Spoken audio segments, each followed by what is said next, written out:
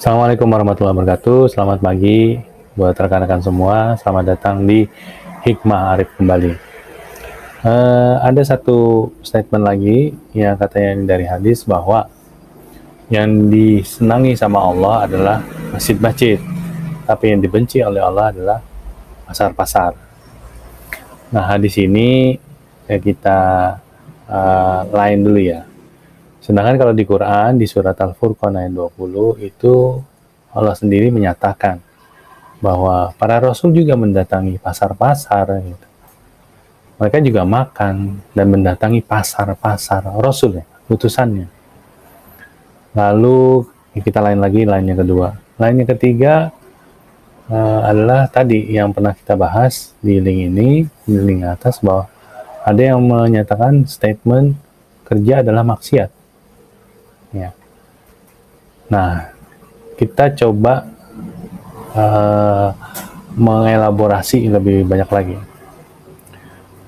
Mungkin pemahaman-pemahaman ini timbul ketika kita mencoba untuk memisahkan antara urusan duniawi dan juga urusan akhirat.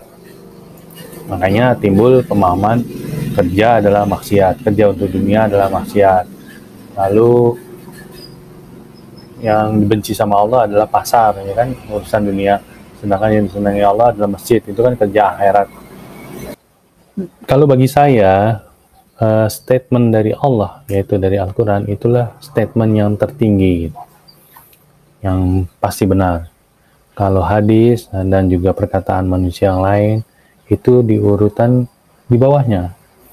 Jadi kalau kata Allah, para rasul aja mendatangi pasar-pasar, lalu hadisnya seolah-olah berbunyi bertentangan bahwa yang dibenci Allah adalah pasar, itu menurut saya hadis itu mungkin tidak saya pakai gitu. Yang saya pakai adalah Al-Quran. Atau bisa juga dipahami seperti ini, bahwa yang dimaksud oleh hadis itu ketika Allah benci kepada kondisi pasar adalah ketika orang-orang di dalam pasar itu melakukan kemaksiatan kepada Allah, melakukan penipuan, melakukan hutang piutang yang tidak dibayar tepat waktunya, terus curang dan sebagainya. Ya itu memang dibenci sama Allah, dan itu kan ada di dalam Al-Quran. Jadi yang dibenci sebenarnya bukan tempatnya, tapi yang dibenci adalah perbuatan-perbuatan orang-orang yang ada di dalamnya. Lalu kerja adalah maksiat jika tidak tidak dimulai dengan bismillah. Apapun bentuknya, selama itu tidak melanggar dari ketentuan Allah, adalah merupakan bentuk ibadah kepada Allah. Jadi pasar maupun di tempat manapun yang selama dia masih netral, itu merupakan tempat-tempat untuk kita melakukan ibadah kepada Allah. Ibadah dalam artian bukan ibadah ritualnya, sholat di jalan misalkan. Ya ibadah sesuai dengan tempatnya. Kalau di jalan raya, ibadah kita bentuknya apa? Bentuknya adalah menghormati para pejalan, entah pejalan kaki atau pemotor, atau bis. Kita memberikan ruang kepada mereka. Kita misalkan juga tertib berlalu lintas, itu adalah bentuk ibadah, gitu. Bukan ibadah sholat di jalanan, itu yang tidak pada tempatnya.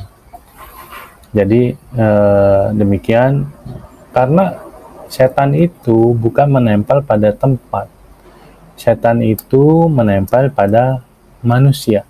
Itu dijelaskan di surat Al-A'raf, surat ke-7 ayat 16-17, bahwa iblis itu atau setan itu akan mendatangi kita dari depan, belakang, kanan, kiri, ya.